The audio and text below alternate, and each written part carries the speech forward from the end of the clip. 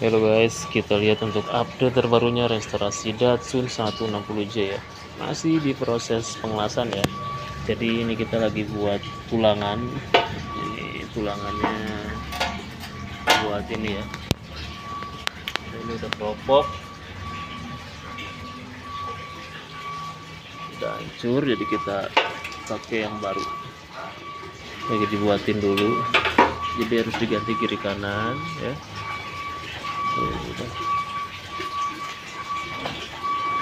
Ini yang kemarin bolong sudah ganti platnya,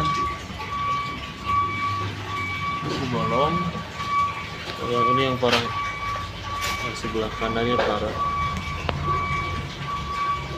tulangannya udah gak ada, jadi nanti harus dibikin pakai plat baru ya.